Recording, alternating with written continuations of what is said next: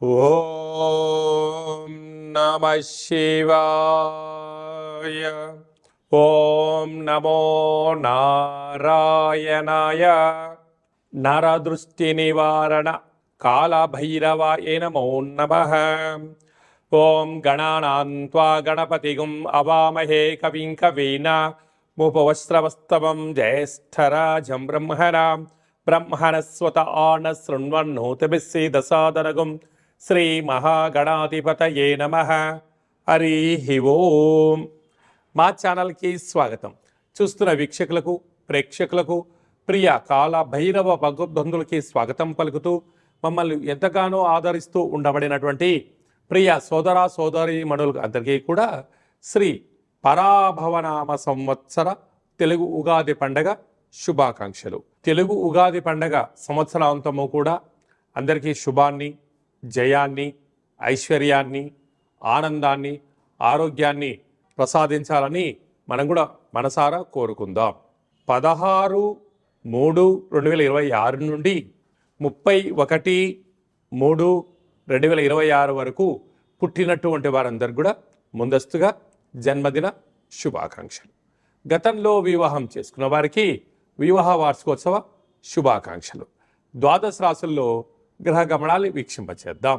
మిథున రాశిలో దేవగురు బృహస్పతి సంచార స్థితి, సింహరాశిలో కేతు సంచార స్థితి, కుంభరాశిలో కుజ బుధ రాహు సంచార స్థితి, మీనరాశిలో ఏడాది తర్వాత రవి భగవానుడు శని భగవానుడితో కలిపి శుక్ర సంచార స్థితితో ద్వాదశ రాశుల్లో గ్రహ గమనాలు ఈ విధంగా ఉన్నాయి. ధనుసు రాశి వారికి ఒకవైపు అర్ధాష్టమ శని సంచార స్థితి జరుగుతూ ఉండగా ఏడాది తర్వాత రవి భగవానుడు శనితో కలిపి ఉన్నప్పుడు ఎలాంటి విపత్తులు ఉంటాయి, ఎలాంటి అనారోగ్య స్థితిని ఎదుర్కొని ఆనందకరమైన ఆరోగ్యకరమైన జీవితాన్ని ఎలా పొందాలో ఈ వీడియోలో సవివరంగా సంపూర్ణంగా తెలుసుకుందాం. ధనుసు రాశిలో ఏ నక్షత్రాలు వస్తాయనగా మూలా నక్షత్రంలోని 4 పాదాలు, పూర్వాషాఢ నక్షత్రంలో 4 పాదాలు, ఉత్తరాషాఢ నక్షత్రంలో 1 పాదం కలిపితే ధనుసు రాశి. రాశాధిపతి దేవగురు బృహస్పతి. వీరికి తృతీయ స్థానంలో రుణరోగ శత్రుకారకుడు కుజుడు, బుద్ధికారకుడు బుధుడు, వాస్తు నరదృశ్యకరు రాహు తృతీయంలో ఉండడం వల్ల తల్లిదండ్రులతో, అన్న తమ్ముళ్లతో, అక్క చెల్లెలతో, సహచరులతో, పై అధికారులతో, సహ ఉద్యోగస్తులతో, కింది స్థాయి ఉద్యోగస్తులు నిత్యము మిమ్మల్ని అబ్జర్వేషన్ చేస్తున్నారు. మీరు ఎక్కడ తప్పు చేస్తారా అక్కడ మీరు తొక్కేయడానికి ఎదురు చూస్తూ ఉన్నారు. కనుక ఇది రహస్య చర్చలకు సరైన సమయం కాదు అని చెప్పి కూడా మీరు గుర్తుపెట్టుకోగలగాలి. ఏడాది తర్వాత ఆత్మకారకుడు రవి, కళతకారకుడు శుక్రుడు, ఆయుకారకుడు శని భగవానుడితో సంచారం చేయనప్పుడు అర్ధాష్టమ రవి, అర్ధాష్టమ శని ఉన్నప్పుడు సంవత్సరంలో చివరి ఆదివారము, సంవత్సర ప్రారంభకాలంలో మొదటి ఆదివారము, అటు సంవత్సరంలో చివరి శనివారము, ప్రారంభ మొదటి శనివారము, అటు ఆదివారము శనివారము, ఇటు శనివారం ఆదివారము ఉపవాసం అవసరం. వీలైతే సూర్య నమస్కారం, సూర్యభగవాన్కి అర్ఘ్యం వదిలిపెట్టుకోవడం, ఆసనాలు, ఉపవాస దీక్ష చేయడం వలన అనేక రకాలమైన దోషాలను తొలగించుకునే పరిస్థితి ఉంటుంది. లేకపోతే మనోవేదన, అంతర్గత శత్రు యొక్క ప్రభావము, యంత్ర సమస్యలు, సంచారంలో ఇబ్బందులు, వృత్తి ఉద్యోగ వ్యాపార కార్యక్రమ ఆటంకాలు, గృహ మార్పు, ఉద్యోగ మార్పు కనపడుతుందని చెప్పి గమనించాలి. సప్తమ గురు సంచార స్థితి ఉన్నప్పుడు ప్రేమికులకు కలిసి రావడం, ఉద్యోగస్తులకు ప్రమోషను, విదేశాలకు వెళ్ళాలని మీ కోరిక నెరవేరడము, అనేక రకాల కార్యక్రమాలలో నిత్యము అప్రమత్తత అవసరం అని చెప్పి కూడా గుర్తు పెట్టుకోగలగాలి. భాగ్యస్థానంలో కేతు సంచార స్థితి ఉన్నప్పుడు భూత భవిష్యత్ వర్తమానాన్ని ఎప్పుడు కూడా దృష్టిలో పెట్టుకొని మీరు ప్రయాణం చేయాలి. కనుక ఇలాంటి కాల సమయంలో తెల్లజిల్లడి యొక్క వృక్ష దర్శనము, సూర్యభగవాను యొక్క అర్ఘ్యము, శని భగవాను యొక్క ఆరాధన అవసరము. సాఫ్ట్వేర్ ఉద్యోగస్తులు, హార్డ్వేర్ ఉద్యోగస్తులు, టీవీ ఛానళ్ళలో పనిచేసేటువంటి వార్తల సేకరణ, వార్తలు ప్రజెంటేషన్ చేసేటువంటి వారు, ప్రచురణ రంగము, వాహన ప్రమాదాలు కార్యక్రమాలలో ఎంతో అప్రమత్తత అవసరమని చెప్పి గుర్తుపెట్టుకోగలగాలి. మార్చి మాసంలో ద్వితీయార్థంలో ముఖ్యమైన పండుగల గురించి క్లుప్తంగా సవివరంగా సంపూర్ణంగా తెలుసుకుందాం.